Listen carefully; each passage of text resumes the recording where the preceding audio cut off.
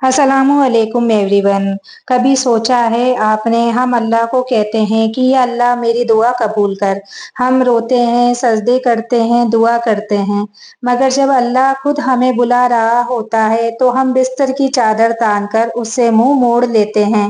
फज्र की अजान गूंजती है, हर मस्जिद से आवाज आती है, यानी नींद से बेहतर है नमाज, मगर हम क्या करते हैं, बस नाम की नमाज पढ़कर फिर से उसी नींद में लौट जाते हैं जिस नींद को अल्लाह ने दुनिया की सबसे फालतू चीज कहा है। उस वक्त में फज्र के बाद सोना।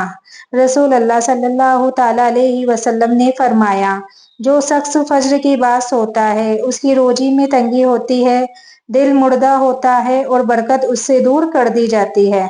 फज्र के बाद का वक्त किस्मत लिखे जाने का वक्त होता है। तकदीर की कलम चलती है सुबह के वक्त और हम उस वक्त अल्लाह से दुआ करने के बजाय सो रहे होते हैं। कुरान क्या कहता है, मैं गवाही देता हूँ उस सुबह की जब वो सांस लेती है। अल्लाह सुबह के वक्त की कसम खाता है क्योंकि वो वक्त पाक वक्त है, बरकत वाला वक्त है।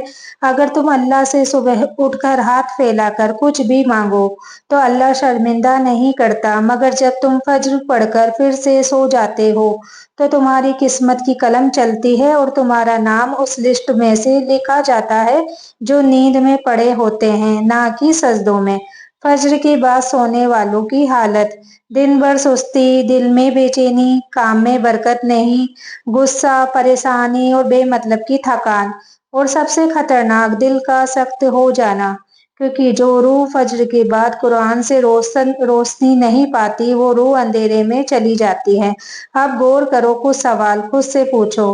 क्या तुम्हें नहीं चाहिए वो बरकत जो अल्लाह सुबह के वक्त जमीन पर उतारता है? क्या तुम्हें नहीं चाहिए वो सुकून जो सुबह की तस्बीहों में मिलता है?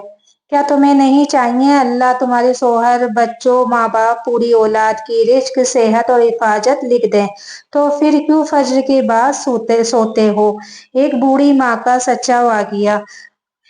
एक माँ थी बूढ़ी, मगर हर सुबह फज्र के बाद जाकर सिर्फ एक काम करती। वो कुरान उठाती और कहती, या अल्लाह मेरे बेटे को सीधा रास्ता दे दे, मेरी बहू को नेक बना दे, मेरे पोते को रिस्क वाला बना दे। उसका बेटा नशे में डूबा था, बहू बदतमीज और घर में कर्ज, मगर कुछ ही महीनों में सब बदल गया। बेटा नमाजी, बहू शर्मीली और पोता हाफिज कुरान बन गया। लोग पूछते, क्या तावीज दिया है तुमने? वो माँ कहती, नहीं, मैंने फज्र के बाद सोना छोड़ दिया और अल्लाह से सिर्फ रोशनी में दुआ मांगी थी, अंधेरे में नहीं। तो मेरी प्यारी बहनों, तुम सुबह उठती हो, बच्चों को तैयार करती हो, खाना बनाती हो, मगर फज्र के बाद का वक्त खुदा की रहमत को खींच लाने का वक्त है।